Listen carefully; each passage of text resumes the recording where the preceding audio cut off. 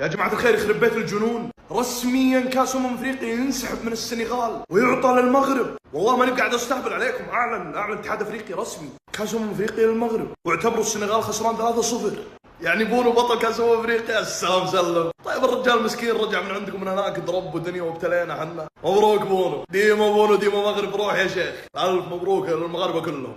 بس ليش كيف شلون والله اني ما ادري. اللي عنده خلفيه يعلمنا في الكومنتات ليش صار كذا، شو الغرابه هذه؟ والله قرار غريب مره. بس الف مبروك، احنا مبسوطين عشان بونو. لا تنسون فولو موقع شيء على 300,000 وعلمونا ايش رايكم بالكومنتات. ايش سحب كاس افريقيا من السنغال؟ يا عمري يعني ساديو ماني بيكون طول موسمه مع النصر بيكون منفس حرفيا، ولان ماني هو اللي اصر عليهم يرجعون للمباراة لين فاز. فالموضوع صعب يا جماعة الخير على ساديو، يبغى التركيز يكون بالدوري بس. رسميا سحب كأس أفريقيا 2025 من منتخب السنغال وذهب إلى المغرب. يعني سبحان الله، لاعب في نادي النصر لازم ينكب هذا النادي المنتخب الذي يلعب فيه هذا اللاعب. من الأخير البيئة. السلام عليكم. سبب سحب كأس أفريقيا من السنغال واعتبار المغرب فائزا بنتيجة 3-0 بناء على قرار لجنة الاستئناف اعتمدوا على المادة رقم 84. المادة رقم 84 باختصار شديد تقول في حال انسحب الفريق أو رفض اللعب يعتبر خاسر بنتيجة 3-0 أو النتيجة الأكبر، يعني إذا كان المغرب فائز وقتها 4-5-6 يعتبر بالنتيجة الأكبر. هذا هو السبب باختصار شديد اللي استند عليه قرار لجنة الاستئناف. والآن أعطونا رأيكم في هذا القرار تحت في التعليقات. يا جماعة الخير ايش اللي صاير؟ والله سحبوا البطولة اعطوها المغرب. يلا يا ولد، اول ارفع البنر الحين، نزل البنر.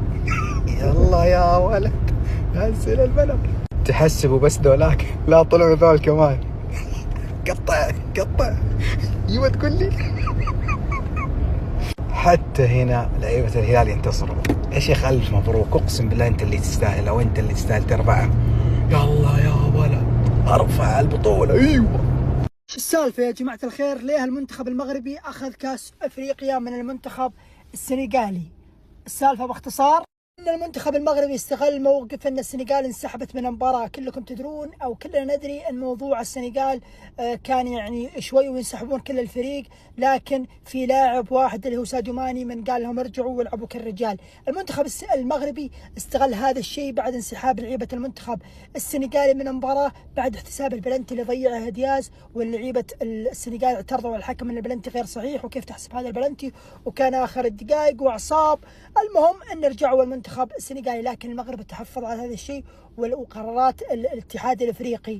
اي منتخب ينسحب من ارضيه الملعب قبل نهايه المباراه يعتبر خاسر 3-0، وبكذا الفريق اللي ما انسحب يعتبر هو الفائز. وهذا اللي صار، اللي السنغال انسحبت ومنتخب المغربي ما انسحب، وكان متواجد في الملعب وموجود الحكم والوقت ما انتهى، وبكذا السنغال انسحبت حسب قرارات الاتحاد الافريقي.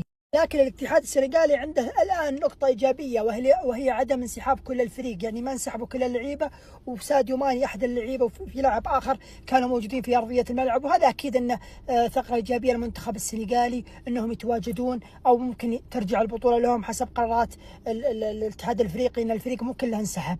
وطبعا الاتحاد الأفريقي أعلن أن المنتخب المغربي هو الفائز، لكن السنغال قدمت استئناف الآن أن البطولة لا احنا ما انسحبنا وتواجدنا واللعيبة طلعوا وكان في سوء فهم، بس مو الفريق ما انسحب بشكل كامل.